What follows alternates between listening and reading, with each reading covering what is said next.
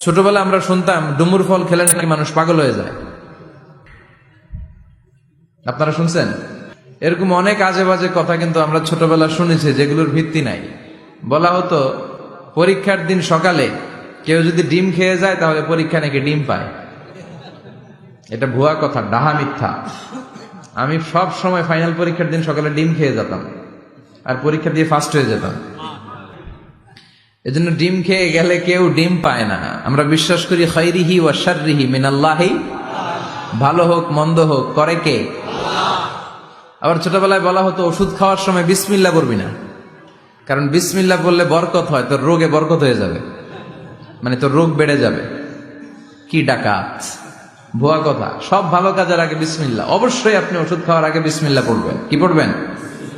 আবার অনেকের মাথার চুলের মধ্যে দুইটা গিট থাকে, আছে না নাই? দুই গিট থাকলে কয় তোর দুই বিয়া, তিন গিট থাকলে তিন বিয়া, গিট নাই কয় তোর বিয়া নাই, আছে না নাই?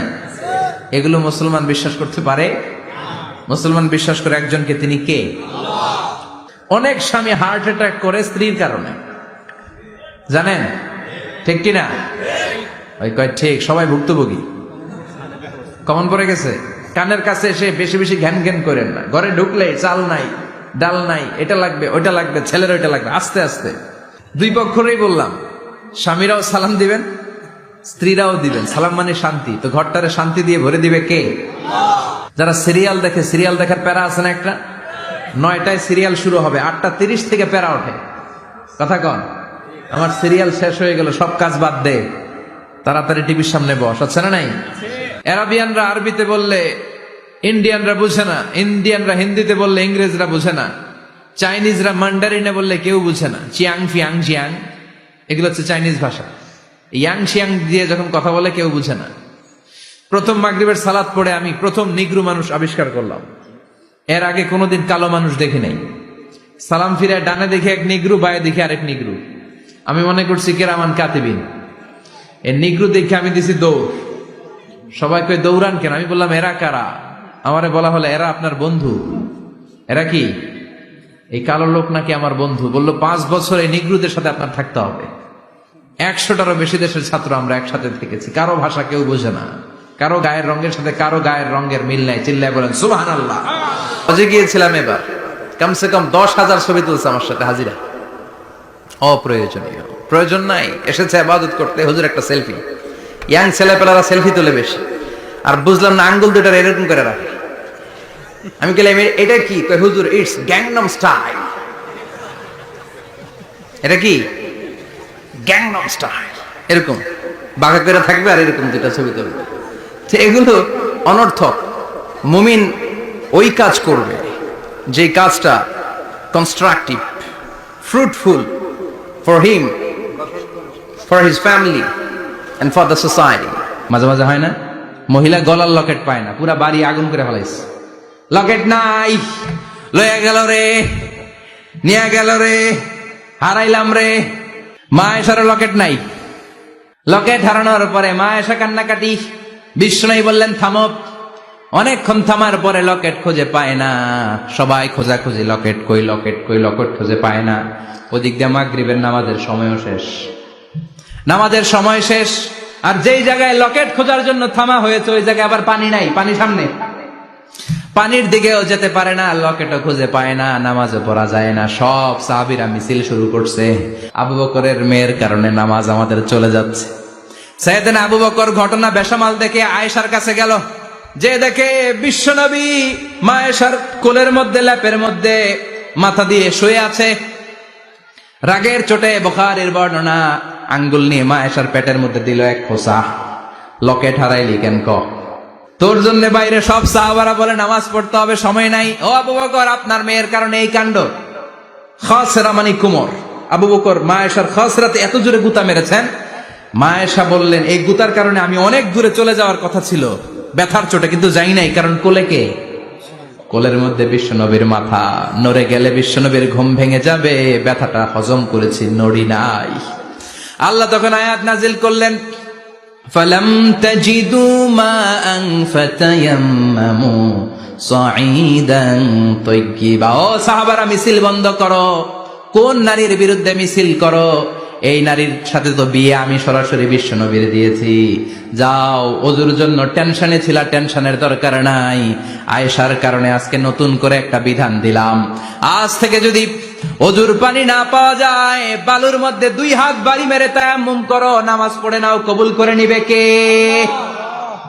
এই মা আয়েশার লকেট হারানোর কারণে তায়াম্মুমের বিধান নাজিল হয়েছে। কোন সুবহানাল্লাহ। অনেক ডাকাইতেছে, মেয়ে হইলে অখুশি হয়, ছেলে হইলে পাড়ার সবারে জিলাপি খাওয়ায়, পাড়ার সবারে মিষ্টি খাওয়ায়, মেয়ে হইলে কিচ্ছু খাওয়ায় না, আছে না নাই? কিন্তু আমরা মেয়ে হলে খুশি হব। কার কার প্রথম সন্তান মেয়ে? হাত তোলেন। 1 জন, 2 জন, 3 জন। প্রথম সন্তান মেয়ে কার? হ্যাঁ, অনেকে আছে তো মাশাআল্লাহ, আপনারা অনেক বরকতময়, আলহামদুলিল্লাহ। হাত নামান। আমারও প্রথম সন্তান মেয়ে, 3টাই মাইয়া। জান্নাত একটা আমার দিয়েন, তার মানে 3 জান্নাতের মালিক। মাশাআল্লাহ, আল্লাহ বাইরে তুমি কবুল করো। বিয়ে করলে পুরুষ মহারণা পাবে না, দিবে। কিন্তু আমরা এতগুলা টাকা নিয়ে আসি, ডাকাইত, আছে না নাই? সারা জীবন মেয়েটারে লালন পালন করলো, একটা মেয়ে হলো একটা বাবার কলিজা, মেয়ে দিয়ে দিল মানে বাবা কলিজা ছিঁড়ে দিল, আর কি চাস? ডাকাত, ফকির কোথাকার। খবরদার, বিয়ের মধ্যে 1 টাকা যদি তুমি যৌতুক খাও, কিয়ামতের দিন আল্লাহ তোমারে ছাড়বে। যৌতুকের সাথে ইসলামের কোন সম্পর্ক জন্য কলবের মধ্যে আল্লাহর জিকির বসাতে হবে। কি বসাবেন? নাকি আয়না? অনেকে আয়না বসাতে চায়, বসায় না? কি বলে? আয়না বসায় দে মোর কলবের ভিতর। না, আয়না বসাবো না, এই কলবে থাকবে সুবহানাল্লাহ, আলহামদুলিল্লাহ, লা ইলাহা ইল্লাল্লাহ, আল্লাহু আকবার। এই 4টা জিকির সবচেয়ে সেরা জিকির। খেয়াল রাখবেন, কাবা ঘরের যে স্বর্ণ দিয়ে খচিত দরজা, এই হাজরা আসাদের কর্নার আর দরজার মাঝখানে ছোট্ট একটু জায়গা, এটারে আরবিতে বলে মুলতাজাম। সাহাবারা এই জায়গাটার সাথে লেগে থাকতেন, পেট লাগিয়ে, গাল লাগিয়ে, চোখ লাগিয়ে, মুখ লাগিয়ে কাঁদতেন আর দোয়া করতেন।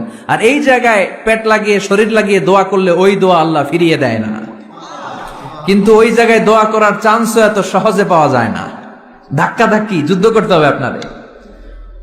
তো এক মাওলানা চান্স পাইছে ওইখানে, অনেক ধাক্কা ধাক্কি করে, খাইয়া দেয়া শক্তি কইরা ধাক্কা ধাক্কি, পাকিস্তানি পাঠানি যেগুলো আছে, 8-10টা পাঠান একসাথে দাঁড়ালে ওগুলার জ্বালায় কিছুই করা যায় না। এইভাবে তাকাইতে হয় ওদের দিকে, তাকাইলে আপনার টুপি পরে যাবে পিছনে, ইয়া উঁচু লম্বা। তো এই মাওলানা অনেক ধাক্কা ধাক্কি করে কোন রকম ওই মুলতাজামে হাত লাগাইতে পারছে। এখন আবার তো আরেক ধাক্কায় কই যে চলে যাবে কোনো হিসাব নাই। তো সেইখানে দাঁড়াই আল্লাহর কাছে দোয়া করছে, যেহেতু এই জায়গায় দোয়া করলেই আল্লাহ কবুল করে, এখন কয়টা চাবে আল্লাহর কাছে, সময় তো নাই। সে ওখানে হাত লাগিয়ে দোয়া করতেছে, আল্লাহ একটাই দোয়া, জীবনে যত দোয়া করছিলাম আর করবো সব দোয়া তুমি কবুল করে নিও। যত দোয়া জীবনে করছি আর মরার আগের দিন পর্যন্ত যত দোয়া আমি করব, এই দোয়াগুলো কবুল কইরো। এই একটাই চাওয়া, আর কিছু চাইলাম না তোমার কাছে। তো কিছু বাকি রাখছে? কথা বলেন। The believer, they work smart, they don't work hard. বিশ্বাসীরা স্মার্টলি কাজ করে। জাহেলি যুগে বিশ্বনবীর কাছে যখন সর্বপ্রথম তাওহীদের দাওয়াত আসলো, ওই সময়ে একটা লোক মূর্তির পূজা করত, মূর্তিটারে খুব দেখভাল করত, যত্ন করত, আদর সোহাগ করত, আর রাত্রিবেলা এটার সামনে মিষ্টি, দই, হালুয়া, চিরা রাইখা কেঁদে কেঁদে মনের জ্বালার কথা মূর্তির কাছে কইতো। সে ভাবতো এটাই আমার বড় খোদা। সে কি ভাবতো? এটাই আমার, এটারে বললেই এটাই আমার বিপদ থেকে মুক্তি দিবে, আমাকে পরিত্রাণ দিবে, আমাকে সেভ করবে এটা। এভাবে সে আল্লাহকে বাদ দিয়ে মূর্তির ইবাদত করত, মূর্তিকে খুব যত্ন করত। একদিন কোন এক কাজে মূর্তিটাকে রেখে সে ঘরের বাইরে গেল, এক পাশে গেল। কাজ শেষে এসে দেখে তার এই মূর্তির গায়ে পানি। মূর্তিটাকে দেখতে মনে হচ্ছে যে কে যেন গোসল করায় গেছে, পানি। তো সে ভাবলো